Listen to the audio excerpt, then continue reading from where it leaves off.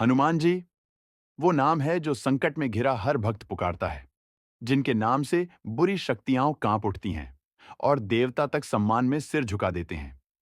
लेकिन क्या आपने कभी सुना है कि हनुमान जी ने यमलोक में प्रवेश किया था?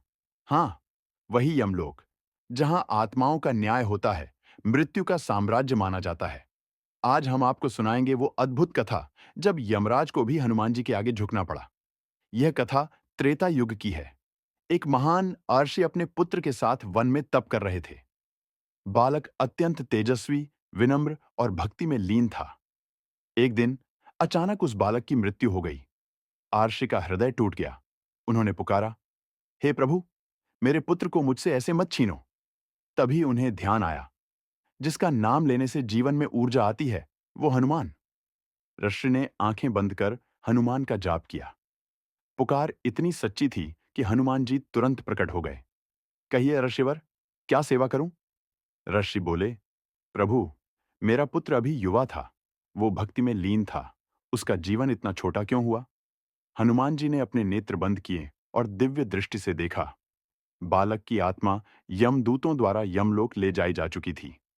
हनुमान जी बोले, ऋषिवर, मैं आपके पुत्र को वापस लाऊंगा। हनुमान जी ने वायु वेग से यमलोक की दिशा में उड़ान भरी। अग्नि, जल, वायु और आकाश की सीमाएं पार करते हुए वे यमराज के द्वार पर पहुंचे। जब यमदूतों ने उन्हें रोकना चाहा, हनुमान जी ने गरजते हुए कहा, मैं राम का दूत हूं, हनुमान नाम है मेरा। रास्ता छोड़ दो, अन्यथा विनाश निश्चित है। डरे यमदूत भागे भागे यमराज के पास पहुंचे। यमलोक में हलचल मच गई। ऐसा लग रहा था जैसे सृष्टि हिल रही हो। यमराज अपने सिंहासन से उठे और बोले, क्या स्वयं हनुमान यहां आए हैं? उन्होंने स्वागत के लिए देवदूतों को भेजा। हनुमान जी ने यमराज के सामने खड़े होकर कहा, राशि का पुत्र निर्दोष था, उसका जीवन काल अभी समाप्त नहीं हुआ था। मैं उसे वापस लेने आया हूं। यमराज बोले, हे पवन पुत्र, आपके आग्रह को टालना असंभव है, लेकिन मृत्यु का विधान है, समय पूर्व जीवन देना नियमों के विरुद्ध होगा। हनुमान जी ने कहा, जब राम के कार्य में मैं समुद्र लांघ सकता हूं, तो धर्म के लिए यमलोक पार करना भी आवश्यक है। उनकी भक्ति और निष्ठा को देख यमराज ने सिर झुकाया और कहा, आपके कारण उस बालक को जीवन दान प्राप्त होगा। यमराज ने आदेश दिया, उस आत्मा को लौटा दो। यह हनुमान जी की भक्ति का परिणाम है। जैसे ही आत्मा लौटी, धरती पर बालक ने फिर से आंखें खोल दी। आर्षि के नेत्र भर आए।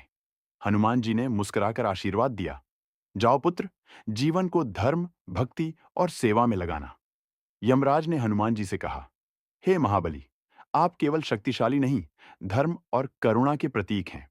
आपका नाम लेने मात्र से भी मृत्यु भय भाग जाता है। तब यमराज ने घोषणा की, जो भी सच्चे मन से हनुमान जी का स्मरण करेगा, उसकी रक्षा मृत्यु के समय स्वयं हनुमान करेंगे। आज भी कहा जाता है कि जो सच्चे मन से हनुमान चालीसा पढ़ता है, उसके प्राण संकट में भी सुरक्षित रहते हैं। कलयुग में हनुमान जी ही एकमात्र ऐसे देव हैं जो जीवित हैं और हर उस भक्त की रक्षा करते हैं जो उन्हें पुकारता है।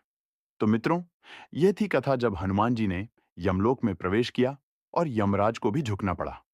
ये सिर्फ एक कथा नहीं, बल्कि ये बताती है कि सच्ची भक्ति, साहस और सेवा से कोई भी नियम बदला जा सकता है।